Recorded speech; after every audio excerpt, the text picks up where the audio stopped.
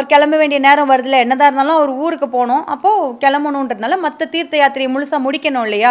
அதனால தன்னோட ஒய்ஃப் கிட்ட சொல்லிட்டு, இந்த பாரு நீ இங்கேயே இரு, குழந்தைய வளரட்டும், இந்த ஆட்சி பண்ணட்டும், உங்கள் ஊர் ஆட்சி பண்ணட்டும், சரியான நேரம் வரும்போது நான் உன்னை கூப்பிட்டுக்கிறேன், நான் உனக்கு பிரியிறேன் அப்படின்னு சொல்லிட்டு பிரிய மனம் இல்லாமல் அங்கேருந்து பிரிகிறாரு. அவகிட்டையும் தன்னோட மகன் கிட்ட தன்னோட மாமனார்கிட்டலாம் விடைபெற்றுட்டு அர்ஜுனன் கிளம்பிடுறான். கிளம்பி வர்ற வழியில் அந்த ஒரு சில தீர்த்த யாத்திரைகளில் ஒரு முதலை வந்து இவனை கடிக்குது. அந்த முதலையை வந்து இவன் தூக்கினோன்னு அது பெண்ணாக மாறிடுது. இது மாதிரி ஒரு 5 பெண் முதலைகளுக்கு சாப விமோசனம் கொடுத்துட்டு அங்கேருந்து மேற்கு பக்கம் வரான். மேற்கு பக்கம் வந்தோன்னா பிரபாச தீர்த்தம்னு ஒன்று இருக்குது. அந்த இடத்துக்கு வந்து தங்கிட்டு இருக்கும்போது இவனுக்கு ஏனோ கண்ணனுடைய தங்கச்சி சுபத்திரை ஞாபகம் வருது.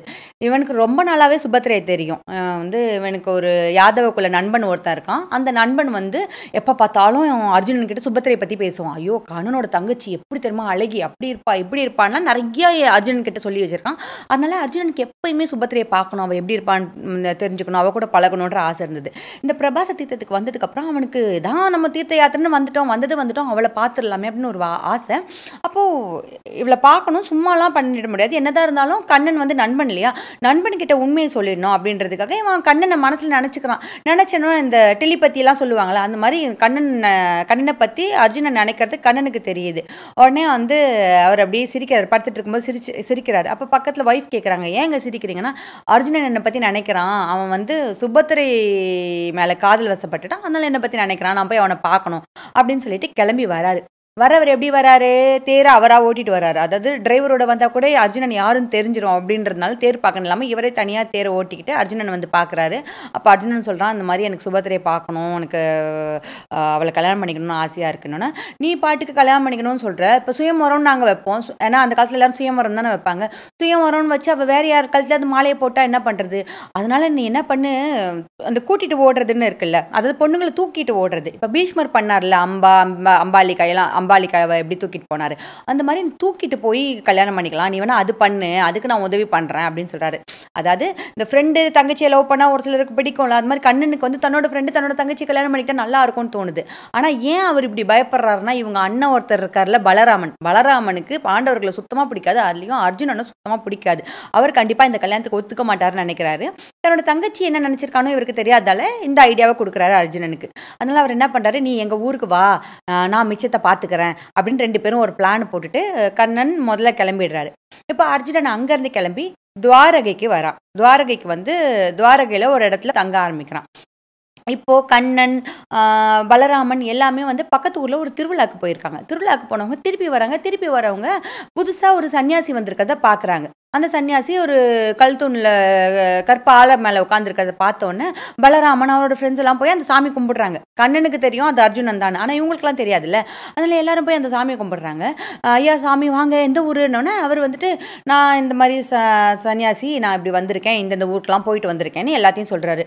நான் அந்த ஊருக்கு போயிருக்கேன், இந்த ஊருக்கு போயிருக்கேன். இவங்களுக்கு கேட்பாங்கல்ல, இந்த மாதிரி ஏதாவது சாமியார் வந்தாங்கன்னா எந்தெந்த ஊருக்கு போயிருக்கீங்க, எந்த புண்ணிய தீர்த்தங்களுக்கு போயிருக்கீங்க, எந்த கோயிலுக்கு போயிருக்கீங்க, அங்கே சிறப்பு என்ன, இங்கே சிறப்பு என்னன்னா எல்லாத்தையும் கேட்குறாங்க. அர்ஜுனன் தான் போயிட்டு வந்திருக்கானே, அவன் போயிட்டு வந்த விஷயத்தெல்லாம் எல்லாருக்கிட்டையும் சொல்கிறான். இதெல்லாம் கேட்ட உடனே பலராமருக்கு அந்த சாமி மேலே ரொம்ப மரியாதை வந்துடுது, அர்ஜுனன் சாமி மேலே ரொம்ப மரியாதை வந்துடுது. அதனால பலராமன் என்ன சொல்கிறார், கண்ணனை பார்த்து, கண்ணா இந்த சாமி ரொம்ப பெரிய மனுஷனாக தெரியுது, அடுத்த 4 மாதம் மழை காலத்தில் இவர் எங்கே போய் கஷ்டப்படுவார், இவர் நம்ம ஊர்லேயே இருக்கட்டும்னு நான் நினைக்கிறேன் அப்படின்னு. உடனே கண்ணன் வந்து, அண்ணா நான் சின்ன பையன், எனக்கு விவரம் பத்தாது, நீங்கள் பெரியவர்னா நீங்கள் சொன்னால் சரியாக தான் இருக்கும், நீங்கள் என்ன முடிவு எடுக்கிறீங்களோ எடுங்கண்ணா அப்படிங்கிறாரு. உடனே வந்து, அப்போனா சரி தம்பி, இவரை நம்ம தங்கச்சியோட கன்னி மாடத்துலேயே தங்க வச்சிடலாம், சுபத்திரா இருக்கா இல்லையா, அவகிட்ட விட்டுட்டு அவளையே இவரை நல்லா பார்த்துக்க சொல்லலாம், என்ன சொல்கிற அப்படின்னு கேட்குறாரு. உடனே இப்போ கண்ணன் சும்மா இல்லாமல், அண்ணா நீங்கள் சொன்னதெல்லாம் சரி, எனக்கு விவரம் தெரியாதனால எங்கள் மனசில் ஒரு எண்ணம் தோணுது, அது ஓகேவான்னு பாருங்கள். இந்த சாமியார் பார்க்கறதுக்கு சின்ன பையனாக இருக்கார், அழகாக இருக்கார், தேஜஸோடு இருக்கார், எனக்கே இவரை பார்த்தா ஆசை வருது. இப்போ நம்ம தங்கச்சி இவரை பார்த்து ஆசைப்பட்டுட்டா, இவரும் ஒரு சின்ன வயசு சாமியாராக இருக்கார், இவரும் நம்ம தங்கச்சி பார்த்து ஆசைப்பட்டுட்டா நம்மளே பஞ்சையும் நெருப்பையும் பக்கத்தில் வச்ச மாதிரி ஆகிடக்கூடாது இல்லைனா அப்படின்றாரு. அதுக்கு பலராமன் என்ன சொல்கிறாரு, சிச்சி ஏன்பா அவன் புத்தி இப்படி போகுது, சாமியை பாரு எவ்வளோ பெரிய சாமியாரை தெரியுது, இவர் ஒரு பொண்ணை பார்த்து ஆசைப்படுவாரா, நம்ம தங்கச்சி தான் அப்படி ஒரு சாமியாரை பார்த்து ஆசைப்படுவாள, உனக்கு எல்லாம் ஒன்றும் தெரியாது, நான் சொல்கிறத கேளு, நம்ம தங்கச்சி தான் இவரை பார்த்துக்க சரியான ஆள் அப்படின்னு ஒன்று. அண்ணா நீங்கள் சொன்னீங்கன்னா சரியாக தானா இருக்கும், உங்களுக்கு தெரியாத விஷயம் என்னன்னா நீங்கள் சொல்லி எதுனா தப்பாக போயிருக்கு அப்படின்னு சொல்லிட்டு அர்ஜுனன் கொண்டு போய் சுபத்திரை கிட்ட விடுறாங்க. சுபத்திரை வந்து அவரை பார்த்துக்க தொடங்குறான். சுபத்திரைய பார்த்த உடனேயே அர்ஜுனனுக்கு சுபத்திரைய பத்தி நெனப்பு மட்டும் தான். இப்ப வந்து எப்படி வந்து பெண்கள் வந்து பசலை நோயில ரொம்ப பரிதாபமா ஆயிடுவாங்க. அந்த மாரி நாளுக்கு நாள் வந்து சுபத்திரையோட நினைவுல அவள பார்த்துக்கிட்டே, அதாவது ஒருத்தவங்கள பார்க்காம இருக்கிறது வேற. ஒருத்தவங்கள நம்ம நேர்ல பார்க்குறோம். அவங்க கிட்ட நம்மளால சரியா பேச முடியாது. நம்ம விருப்பப்பட்டத சொல்ல முடியாதுன்றது ஒரு வகை வலி, வருத்தம் இல்ல. அந்த வழியில அர்ஜுனன் ரொம்ப கஷ்டப்பட்டுக்கிட்டு இருக்கான். அப்போ இப்போ என்ன ஆகுதுன்னா, சுபத்திரைக்கு ஒரு டவுட் வருது. அர்ஜுனன பார்க்கும்போது வந்துட்டு, ஒருவேளை இவன் அர்ஜுனனா இருப்பானோ அப்படின்னு. ஏன் அந்த டவுட் வருதுன்னா, எந்த யாதவ நண்பன் அர்ஜுனனுக்கு சுபத்திரையை பத்தி நிறைய விஷயம் சொல்லியிருக்கானோ, அதே ஆளு சுபத்திரை கிட்டையும் அர்ஜுனனை பத்தி நிறைய சொல்லியிருக்கான். இப்ப காமன் ஃப்ரெண்ட் இருப்பாங்கல்ல, அதே ஊர்க்காரன் தானே, பேச மாட்டானா சுபத்திரை கிட்ட. அர்ஜுனன் எப்படி தெரியுமா, அவன் அப்படி அவன் இப்படின்னு நிறைய விஷயம் சொல்ல சொல்ல இவளுக்கு அர்ஜுனன் மேல ரொம்ப ஆசை. அது மட்டும் கிடையாது, இவங்க ஊர்ல யாராவது சண்டை போட்டாங்கன்னா, நீ என்ன பெரிய அர்ஜுனனா அப்படின்னு சொல்றது, அந்த அர்ஜுனனே என்ன ஜெயிக்க முடியாது அப்படின்னு பேசுறது. அதே மாதிரி வந்து சின்ன பசங்க யாராவது இருந்தா அர்ஜுன மாதிரி வரணும்டா அப்படின்னு இந்த ஊர்ல பெரியவங்க சொல்ற அப்படின்னு அர்ஜுனனுக்கு ஒரு ஹைப்பு. அதனால இவளுக்கு அர்ஜுனன்னா ரொம்ப இஷ்டம். அந்த பார்க்காமலே ஒரு காதல் அர்ஜுனன் மேல இவளுக்கு இருந்திருக்கு. அதனால இவனை பார்க்கும்போது அந்த ஃப்ரெண்டு சொன்ன ரிசம்பிளன்ஸ்லாம் இருக்கிறதுனால ஒருவேளை இது அர்ஜுனனா இருக்குமோன்னு இவளுக்கு அப்பப்போ டவுட். அதனால எப்போ பார்த்தாலும் இந்த சன்னியாசி கிட்ட பேசும்போது, நீங்க வந்து பாண்டவர்களை பார்த்துருக்கீங்களா, அவங்க எப்படி இருக்காங்க, என்ன ஏது இப்படின்லாம் கேள்வி கேட்டுக்கிட்டே இருப்பா. அப்போ ஒரு நாள் வந்துட்டு, நீங்க வந்து இந்திரபிரஸ்தம் போயிருக்கீங்களா, அங்க யார் யார் இருக்காங்க, எல்லாம் என்ன பண்ணிட்டு இருக்காங்க அப்படின்லாம் கேள்வி கேட்குறா. அப்போ அர்ஜுனன் எல்லாத்தையும் சொல்றான். இந்த மாதிரி அவங்க எல்லாம் வந்து பாஞ்சாலியை கல்யாணம் பண்ணிட்டாங்க, எல்லாரும் இருக்காங்க.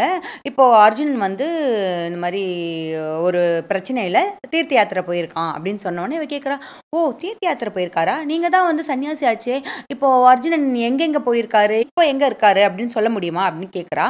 உடனே அர்ஜுனனும் இதாண்டா சாக்கு அப்படின்னு சொல்லிட்டு அவன் வந்து அர்ஜுனன் வந்து இப்போ வந்து ஒரு சன்னியாசியா வேஷம் போட்டுட்டு துவாரகையில கண்ணனோட தங்கச்சி வீட்டில் அவன் முன்னாடி உட்காந்து பேசிக்கிட்டு இருக்கான் அப்படின்னு சொன்னோன்னே பக்குன்னு ஆயிடுது. அதாவது என்ன விஷயம் தெரியாத வரைக்கும் ஒரு தைரியம் இருக்கும், இவன் தான் தெரிஞ்சோன்னே ஒரு பயம் வரும்ல. அப்போ பயத்தில் எதுவும் பேசாமல் நிற்கிறா. அப்போ அர்ஜுனன் சொல்கிறான், எனக்கு நீனா ரொம்ப இஷ்டம், எனக்கு உன்னை கல்யாணம் பண்ணிக்கணும், என்னை கல்யாணம் பண்ணிக்கோ அப்படின்னு சொன்னோன்னே இவளுக்கு அழுக வந்துடுது. ஏன்னா என்ன ஆயிருக்குன்னா, இவங்க ரெண்டு பேரும் தனியாக இருக்கணும், இவங்க எப்படியாவது கல்யாணம் பண்ணிக்கணும் அப்படின்றதுக்காக கிருஷ்ணர் என்ன பண்ணியிருக்காரு, அந்த ஊரில் இருக்கிற எல்லாரையும் வந்து பக்கத்து ஊரில் ஒரு திருவிழா இருக்குது, வாங்க அந்த திருவிழாக்கு போகலாம் அப்படின்னு சொல்லிட்டு அர்ஜுனன் கிட்ட, இந்த பாரு நாங்கள் திருவிழாக்கு போயிட்டு வரதுக்குள்ளே இவளை கல்யாணம் பண்ணிட்டு இந்த ஊரை விட்டு கிளம்பிடு அப்படின்னு சொல்லிட்டு கிளம்பி போயிருப்பாரு. அதனால அர்ஜுனன் வந்து நம்ம கல்யாணம் பண்ணிக்கலாம் அப்படின்றான். இப்போ இவ கேட்குறா, யாருமே இல்லையே எங்கள் வீட்டில் அப்படின்னா, இல்லை ஒரு சில நேரத்தில் இந்த கந்தர்வ மனம், அதாவது அம்மா அப்பாங்க யாரும் இல்லை, சொந்தக்காரங்க யாரும் இல்லாமல் நம்ம மட்டுமே விருப்பப்பட்டு கல்யாணம் கல்யாணம் பண்ணிக்கலாம் அப்படின்னு சொன்னோன்னே இவளுக்கு அதில் இவனை விரும்பினாலும் அந்த மனத்தில் விருப்பம் இல்லாமல் இவ ஒரு மாதிரி கண் கலங்கி நிற்கிறா. அவங்க அண்ணனை நினைக்கிறா. இது வந்து கிருஷ்ணருக்கு தெரியுது. உடனே அவர் என்ன பண்ணுறாரு, அவங்க அண்ணன் தூங்கிட்டு இருக்க ஒரு நேரத்தில் அண்ணனுக்கு தெரியாமல் அந்த ஊர்ல இருந்து கிளம்பி மறுபடியும் இங்கே வந்துடுறாரு. இங்கே அதே மாதிரி அர்ஜுனனும் தன்னோட அப்பா இந்திரனை நினைக்கிறா. உடனே இந்திரன் வந்து இந்திரலோகத்திலேருந்து இந்திராணி மற்ற தேவர்கள் எல்லாரையும் கூட்டு வந்துடுறாரு. இப்போ சுபத்திரையோட அம்மா இருக்காங்கல்ல தேவகி, அவங்களுக்கும் விஷயம் தெரிஞ்சது. தேவகி அவங்க அப்பா வசுதேவர் இவங்க எல்லாருக்குமே இந்த கல்யாணத்தில் ஓகே. பலராமனுக்கு மட்டும்தான் இது பிடிக்காது. ஏன்னா பலராமனுக்கு அர்ஜுனனை பிடிக்காதுன்றதுனால பலராமனுக்கு மட்டும் தெரியாம இவங்க எல்லாரும் சேர்ந்து இந்த கல்யாணத்தை சூப்பராக நடத்தி வைக்கிறாங்க. கல்யாணம் சூப்பராக நடக்குது. அப்போ கல்யாணம் நடந்ததுக்கு அப்புறம் அங்கேருந்து கிளம்பும்போது கிருஷ்ணர் என்ன சொல்றாரு, நான் போறேன், நீ கொஞ்ச நாள் ஒரு 2-3 நாள் கிளம்பிடு, இங்கேருந்து கிளம்பிடு, அதுக்கப்புறம் நடக்கிறத நான் பார்த்துக்கிறேன் அப்படின்னு சொல்லிடுறாரு. அதே மாதிரி அர்ஜுனனும் கொஞ்ச நாள் அங்கே இருக்கான். அதுக்கப்புறம் சுபத்திரை கிட்ட என்ன சொல்றான், நீ தேர் எடுத்துட்டு வா, நம்ம 2 பேரும் ஊருக்கு கிளம்பலாம் அப்படின்னு சொல்லிட்டு இவன் வந்து வேஷத்தை கலைச்சிட்டு அர்ஜுனன் மாதிரி வேஷம் போட்டுக்கிட்டு சுபத்திரையோட தேர்ல கிளம்புறான். இப்போ ஊர்க்காரவங்களாம் பார்ப்பாங்களே, இதை ஊர்க்காரவங்களாம் பார்த்து, ஐயோ அர்ஜுனன் நம்ம பொண்ணை கடத்திட்டு போறான், வாங்க வாங்க வாங்கன்னு சத்தம் போட்டு அந்த ஊர்ல வந்து அந்த இதெல்லாம் சத்தம் போட்டு சொல்லுவாங்கல்ல, அந்த மாதிரி சத்தம் போட்டு கத்தி சொல்றாங்க. இது ஊர்ல இருக்கிற ஆட்களுக்கும் தெரியுது, அதாவது பலராமன் மாதிரியான ஆட்களுக்கும் தெரியுது. எல்லாரும் வந்து அர்ஜுனனை துரத்திக்கிட்டு வர தொடங்குறாங்க. அர்ஜுனன் இவங்க எல்லாருடையும் சண்டை போடுறான். சண்டை போட்டாலுமே வந்து சுபத்திரையோட சொந்தக்காரவங்க இல்லையா, அவங்க யாருக்குமே எந்த காயமும் படாத அளவுக்கு எல்லாரோடையும் சண்டை போட்டுட்டு, அதாவது இவனை தற்காத்துக்கிட்டு சுபத்திரையோட கிளம்பி ஊருக்கு வந்து சேர்ந்துடுறான். ஊர்கிட்ட வந்துடுறான். அவன் ஏன் சுபத்திரையை தேரோட்ட விட்டுருக்கானா, சுபத்திரை சூப்பராக தேரோட்டுவா, அதை ஒரு நாள் பேச்சில் சொல்லியிருக்கா. அதுக்காக தான் அவளை தேரோட்ட வரணும். அதுலேயும் அவள் ஒரு வார்த்தை சொல்லியிருப்பா, நீ போர் பண்ணும்போதே எனக்கு வந்து உனக்கு தேரோட்டியா வரணும் அப்படின்னு கேட்டிருப்பா. அதனால தான் இந்த போர் பண்ணும்போது நீ என் தேரோட்டியா இருன்ற மாதிரி அவளை விட்டுருப்பான். புது பொண்டாட்டி இல்லையா, சொன்னதெல்லாம் ஏதாவது சொன்னதை செய்ய வைக்கணும் இல்லையா, அதனால செஞ்சுட்டு ஊருக்கு பக்கத்தில் வந்தவொடனே ஒய்ஃப் கிட்ட என்ன சொல்லுவானா, அது பாரு நம்ம ஊருக்குள்ளே போகிறோம், பாஞ்சாலி கிட்ட நான் உன்னை வந்து என் பொண்டாட்டின்னு இன்ட்ரடியூஸ் பண்ணி வைக்கணும், அவள் வந்து டக்குன்னு கோச்சுக்கிட்டானா அவள் சாபம் பழிச்சிடும். அதனால நீ என்ன பண்ணு, ஃபஸ்ட்டு போய் அவட்ட ஆசீர்வாதம் வாங்கு, யார் என்ன ஏதுன்னு சொல்லாமல் நீ ஆசீர்வாதம் வாங்கு, சாதா பொண்ணு மாதிரி போய் ஆசீர்வாதம் வாங்கு, அவள் நீ நல்லா இருன்னு சொல்லிட்டானா அதுக்கப்புறம் நம்ம 2 பேர் பொழைச்சிட்டோம் அப்படின்ற மாதிரி சொல்லுவான். இப்போ சுபத்திரையும் வந்து சாதாரண ஒரு இடையர்குள்ள பெண் மாதிரி போயிட்டு பாஞ்சாலி காலில் விழுந்து அக்கா ஆசீர்வாதம் பண்ணுங்கன்னு, யாருமா நீ அழகா அழகா இருக்கியே, புதுசா கல்யாணம் ஆயிருக்கா, சரி நல்லா இரு, நீ நல்லா இருக்கணும், உன் புருஷனும் நல்லா இருக்கணும். பாஞ்சாலி வந்து வாழ்த்து சொல்லிடுவா. உடனே அதுக்கப்புறம் இவ உண்மைய சொல்லுவா. அப்புறம் எல்லாருக்குமே ஓகே ஆயிடும். இவங்க எல்லாம் ஹேப்பியா வாழ்வாங்க. இப்போ ப அந்த யாதவர்கள் எல்லாரும் வந்துட்டு, அர்ஜுனன கொல்லாம விடக்கூடாது. அவன வந்து 2ல 1 பார்த்துறணும். வாங்க போர் பண்ணலாம். அப்படி இப்படின்னு பிரச்சனையா பேசிட்டு இருக்கும்போது, கண்ணன் மட்டும் எதுவும் சொல்லாம அமைதியா இருப்பாரு. அப்ப பலராமன் வந்து, "இருங்க எல்லாரும் அமைதியா இருங்க. கண்ணன் பாருங்க அமைதியா இருக்கான்." அப்படின்னு சொல்லிட்டு கண்ணன் கிட்ட, "கண்ணா என்ன நெனச்சிட்டு இருக்க நீனு? இவன் பண்ணது தப்பு தானே. இது எப்படி சரியா இருக்க முடியும்? நம்ம ஊருக்கே வந்து நம்ம வீட்டு பொண்ணையே தூக்கிட்டு போயிருக்கான். அது எப்படி நம்ம சாதாரணமா விட்டுற முடியும்?" அப்படின்னு கேட்கிறாரு. அதுக்கு கண்ணன் வந்து, "இத பார், அவன் வந்தப்போ நான் ஃபர்ஸ்ட்டே சொன்னேன். நீனே தான் போயிட்டு நல்லவரு, வல்லவரு ஒண்ணா இருக்கட்டும்னு ஒண்ணா இருக்க வச்ச. அப்புறம் அவங்க 2 பேரும் விரும்பிட்டாங்க, கல்யாணம் பண்ணிட்டாங்க. இப்ப என்ன சொந்தக்கார பையன் தானே அவன். வேற யாரும் இல்லல்ல. அவளும் விரும்பிட்டா, அவனும் விரும்பிட்டா. கல்யாணம் பண்ணிட்டு போட்டும். இனிமே இதுல போயிட்டு இத பண்ணு, அத பண்ணுன்னு சொல்றத விட, அவங்கள நம்ம ஃப்ரெண்ட்ஸ் ஆக்கிக்கிறது தான் நமக்கு நல்லதுன்னு எனக்கு தோணுது. நான் சொல்றத கேளு." அப்படின்னு சமாதானம் பேசுறாரு. எல்லாரும் ஓரளவுக்கு சமாதானம் ஆகி ஊருக்கு வராங்க. தீர்த்தனத்தெல்லாம் பண்ணிட்டு போறாங்க. அப்ப கிருஷ்ணர் மட்டும் கொஞ்ச நாள் தன்னோட தங்கச்சியோட தங்கிடுறாரு. சுபத்திரைக்கு கொஞ்ச நாள் கழிச்சு ஒரு குழந்தை பிறக்குது. அபிமன்யு. சுபத்திரை வயித்துல பிறக்கிறது தான் அபிமன்யுன்ற குழந்தை. அதுக்கப்புறம் பாஞ்சாலிக்கு குழந்தை பிறக்குது. 5 பேருக்குமே 5 குழந்தைங்க. அதாவது தர்மருக்கு ஒரு குழந்தை, பீமருக்கு, அதுக்கப்புறம் வந்துட்டு அர்ஜுனனுக்கு, நகுல சகாதேவனுக்கு 5 பேருக்கும் 5 குழந்தைகள் பிறக்குது. இவங்க எல்லாரும் மகிழ்ச்சியா வாழ்ந்துகிட்டு இருக்காங்க. இப்படி அவங்க வாழ்ந்துகிட்டு இருக்கும்போது, ஒரு நாள் கிருஷ்ணரும் அர்ஜுனனும் என்ன பண்றாங்க, அவங்க நல்ல க்ளோஸ் ஃப்ரெண்ட்ஸ் இல்ல. Cousins, friends. அதனால என்ன பண்றாங்க, ஒரு நாள் குளிச்சுட்டு வரலாம், ஏதாவது நதிக்கரைக்கு போலாம் அப்படின்னு அர்ஜுனர் சொல்றாரு. உடனே கிருஷ்ணரும் அவரும் சேர்ந்து ஒரு இந்த காண்டவ வனம்னு ஒரு வனம் இருக்கு. அந்த காட்டு பக்கத்துல இருக்க ஒரு நதிக்கிட்ட போறாங்க. போயிட்டு அப்படியே நதி ஓரமா நடந்து போய்க்கிட்டே இருக்காங்க. காடு பெருசா இருக்கு. அப்போ இவங்க 2 பேரும் அந்த காட்டுக்கிட்ட அந்த நதிக்கரையில உட்காந்துட்டு, "என்ன இந்த காடு இவ்வளோ பெருசா இருக்கு? நல்ல காடா இருக்கு. ரொம்ப புதர் மண்டி போயிருக்கு. இத கொஞ்சம் சரி பண்ணா நல்லா ஊராக்கலாம்." அப்படிலாம் பேசிட்டு இருக்காங்க. அப்போ பார்த்தா அங்க ஒரு அந்தணன் ஒருத்தன் வரான். அந்தணர் வடியில ஒருத்தர் வராரு. வந்துட்டு இவங்க 2 பேருக்கும் வணக்கம் சொல்றாரு. பார்த்தா அவர் வந்து தேஜஸோட இருக்காரு. அவர் உடம்பே வந்து பயங்கர பளபளன்னு இருக்கு. ரொம்ப மரியாதையான ஆளுன்னு தெரியுது. வந்தவர் இவங்க 2 பேருக்கும் வணக்கம் சொல்லிட்டு, "ஐயா, நீங்க 2 பேரும் எனக்கு வந்து ஒரு வரம் குடுக்கணும்." அப்படின்னு கேட்டோன்னே, கிருஷ்ணரும் அர்ஜுனரும், "சரி, நீங்களே பார்க்க பெரிய ஆள் மாரி இருக்கீங்களே, உங்களுக்கு என்னங்க வரம் வேணும்?" அப்படின்னு கேட்குறாங்க. அப்போ அவர் வந்து, "நான் வந்து அக்னி. ஆ எனக்கு வந்து இந்த காட்டை எரிக்கணும். அதுக்கு நீங்க வரம் குடுக்கணும்." அப்படின்னு சொன்னோனே, "என்ன அக்னி? நீங்க உங்களால எரிக்க முடியல, நாங்க வரம் குடுக்கணும்னா அது ஏங்க?" அப்படின்னு சொன்னோனே, அப்போ அக்னி தன்னோட கதை ஒண்ண சொல்றாரு. என்ன ஆயிருக்குன்னா, ஒரு சுவாதகின்னு ஒரு மன்னன் ஒருத்தன் இருந்திருக்கான். கொஞ்ச நாட்களுக்கு முன்னாடி, முற்காலத்துல. அப்ப அந்த மன்னன் என்ன பண்ணியிருக்கான்னா, அந்த மன்னனுக்கு எப்ப பார்த்தாலும் இந்த யாகம் பண்றதுல ஆசை. ஒரு சிலருக்கு ஒரு சில பைத்தியம் இருக்குல்ல. அந்த மன்னனுக்கு இந்த யாகம் பண்ற பைத்தியம் போல இருக்கு. எப்போ பார்த்தாலும் அந்த யாகம், இந்த யாகம்னு பண்ணிக்கிட்டே இருக்கிறது. யாகம் பண்ணி வைக்கிறவங்க ரித்விக்குகள். அவங்கள தான் கூப்பிட்டு பண்ணிக்குவாங்க. ஆனா அது மாரி பண்ணி பண்ணி சும்மா புகையிலேயே இருந்தா என்ன ஆகும்? கண்ணு, மூக்கு, லங்ஸ் எல்லாம் காலி ஆயிடும்ல. அவங்க எல்லாம் நோய்வாய்ப்பட்டுறாங்க. கண்ணு சரியா தெரியல. அதனால வந்துட்டு இந்த மன்னன் யாகம்னு சொன்னாலே எல்லாரும் தலை தெறிக்க ஓடிருவாங்க. அதுக்கப்புறம் அந்த ஊர்ல இருக்க அந்தணர்களுக்கெல்லாம் காசு குடுத்து பார்க்குறான். என்ன காசு குடுத்தாலும் செத்துருவோம்னா எவனாவது ஏதாவது செய்வானா? செய்ய மாட்டான்ல. அதனால எல்லாருமே இந்த மன்னர் வராருனாலே பின்னங்கால் பிடரி தெறிக்க ஓடிருவாங்க. அப்போ இந்த மன்னனுக்கு ரொம்ப வருத்தமாயிடுது. அப்ப எல்லார்கிட்டயும் கேட்குறான். போய் அங்க இருக்கிற அந்தணர்கள்கிட்டலாம் கேட்குறான். நான் ஒரு மன்னன். நான் நினைச்சேன் என்ன வேணா பண்ணலாம். நான் வந்து உங்களுக்கு கொடுமைப்படுத்துறேனா? இல்ல உங்கள ஏதாவது கெட்டது பண்ணுங்கன்னு சொல்றேன்னா, எதுவுமே பண்ணல. நம்ம எல்லாருக்கும் நல்லது நடக்கும்னு நான் யாகம் பண்ணணும்னு சொல்றேன். ஆனா நீங்க யாகம் பண்ண மாட்டேங்குது. உங்களுக்கே நல்லா இருக்கா? அப்படின்னா, "அப்பா சாமி, நீ சொல்ற இந்த அளவுல யாகம்லாம் எங்களால பண்ண முடியாது. நீ நல்லது தான் பண்ற. ஆனா அது நல்லதுனால எங்களுக்கு நல்லது நடக்கல. எங்களுக்கு கஷ்டம் ஆகுது. எங்களுக்கு கண்ணு தெரிய மாட்டுது. மூச்சு விட முடிய மாட்டேங்குது. உன் யாகம்லாம் பண்றதுக்கு சிவபெருமான் தான் வரணும். நீ சிவபெருமான்ட்ட போய் கேளு." அப்படின்னு கிண்டலா சொல்றாங்க. ஆனா இது இந்த மன்னன் ஒரு ஈகோவா எடுத்துக்கிறான். சிவபெருமான்ட்ட தானே கேட்கணும். சரி, நான் சிவபெருமான்ட்டே கேட்கறேன்னு சொல்லிட்டு பயங்கரமான தவம் இருக்கிறான். அப்படியே இந்த மாதிரி கடுமையான தவம்னு சொல்லுவாங்களே, இந்த ஒத்த விரல்ல நிக்கிறது, ஒத்த கால்ல நிக்கிறது, அந்த மாதிரி பயங்கரமான விரதம் இருக்கான். அப்போ சிவபெருமான் வர்றாரு. வந்துட்டு, "என்னப்பா, என்ன உன் பிரச்சனை? உனக்கு என்ன வேணும்?" அப்படின்னு கேட்டோன்னே, "எனக்கு வேற எல்லாம் வேணாம். எனக்கு வந்து ஒரு யாகம் ஒண்ணு பண்ணணும். அந்த யாகத்தை யாருமே பண்ண மாட்டேங்கிறாங்க. எனக்கு அந்த யாகத்தை நீங்க பண்ணி கொடுங்க." அப்படின்னு சிவபெருமான்ட்ட சொன்னோன்னே, சிவபெருமான் சொல்றாரு, "அப்பா, யாகமே எனக்கு பண்றது. நான் யாகம் பண்ண முடியாது. நான் வேணா ஒண்ணு பண்ணலாம். நீ வந்து யாகம் பண்றதுக்கு நான் வேணா யாராவது ஒருத்தவங்கள ஆள் ஏற்பாடு பண்ணலாம். அது கூட ஒரு கண்டிஷன் பேர்ல தான் நான் ஒரு ஆள் ஏற்பாடு பண்ணுவேன். நான் வந்து உனக்கு துர்வாச முனிவர்னு ஒருத்தர் இருக்கார்ல, ஒரு கோவக்கார முனிவர். அவர உன் யாகம் பண்றதுக்கு ஏற்பாடு பண்றேன்.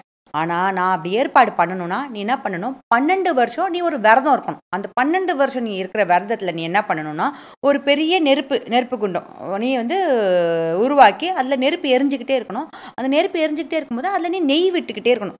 ஒரு நிமிஷம் கூட விடாமல் அதில் நெய்யை ஊற்றிக்கிட்டே இருக்கணும். அந்த நெய்யும் சும்மா இப்படி எடுத்து ஊற்றுறது கிடையாது. கிட்டத்தட்ட ஒரு யானை தந்தம் இருக்குல்ல, அந்த அளவில் நெய்யை அதில் கொட்டிக்கிட்டே இருக்கணும் 12 வருஷம் அப்படின்னு சிவபெருமான் சொல்றாரு. இப்போ இவருக்கு என்ன, யாகம் பண்ணணும், அது வந்து ஆள் வேணும். அது சிவபெருமான் ஆள் ரெடி பண்றாருன்னொடனே இந்த ஒரு விஷயம் தானே, நான் மன்னன், என்னால் இதை பண்ண முடியாதான்னு சொல்லி 12 வருஷம் வந்து ஒரு நெருப்பை மூட்டி அந்த நெருப்பில் அந்த யாகத்தில் அந்த இதில் ஒரு நெய், அதாவது ஒரு யானை தந்த அளவுக்கு நெய் ஊற்றிக்கிட்டே இருக்காரு இந்த மனுஷன். இப்போ இதை அக்னி 12 வருஷமா இந்த நெய்யை குடிச்சுக்கிட்டே இருக்காரு. எவ்ரி செகண்ட் 12 வருஷம் ஒரு நிமிஷம் கூட இடைவெளியே இல்லாம நெய் குடிச்சா என்ன ஆகும், செத்துருவான்ல கொலஸ்ட்ரால் வந்து. அதனால இப்போ இதை குடிச்சு அக்னியோட உடம்பு ரொம்ப மோசம் ஆயிடுது. அவர் மந்தமாயிட்டாரு, அவரால் சுறுசுறுப்பா இருக்க முடியல, அவருக்கு ரொம்ப டயர்ட் ஆகுது, அவருக்கு எதுவுமே பிடிக்க மாட்டேங்குது, இந்த மாதிரி இருக்கு. அப்போ அவர் வந்து பிரம்மதேவன்ட்ட போயிட்டு ஒரு மாதிரி புலம்புறாரு. இந்த மாதிரி என் வாழ்க்கையே கெட்டு போச்சு, என் உடம்பே இப்படி கெட்டு போச்சு, இந்த மன்னன் வந்து இப்படி தார தாரையா நெய்யை ஊற்றி என் வாழ்க்கைக்கு எடுத்துட்டான், எனக்கு ஏதாவது வழி சொல்லுங்க அப்படின்னு சொன்னோம்னா, அப்போ பிரம்மதேவன் என்ன சொல்றாரு, இந்த காண்டவமனம்னு ஒன்று இருக்கு, நீ போய் அதை வந்து எரிச்சிரு. அதை எரிச்சுனா அதில் நிறைய மிருகங்கள், தேவையில்லாத பாம்புகள், அது இதெல்லாம் இருக்குது. அதில் இருக்கிற விஷயங்கள் உனக்கு வந்து மருந்தாக பயன்படும், அது வந்து உன்னோட இந்த கொழுப்பை கரைச்சிரும் அப்படின்னு சொல்கிறாரு. எப்படி டாக்டர்ஸ்லாம் வந்துட்டு நீங்கள் நடங்க, வந்து வாக்கிங் போங்க, ஜாகிங் போங்க, இல்லை ஒர்க் அவுட் பண்ணுங்க, இதை பண்ணுங்க, இந்த சாப்பாட்டை குறைங்கன்னு சில விஷயங்கள் சொல்கிறாருல, அது மாதிரி இங்கே பிரம்மதேவன் வந்து காண்டவனத்தை எரிச்சிரு, அதுதான் உனக்கு ஒரே வழின்றாரு.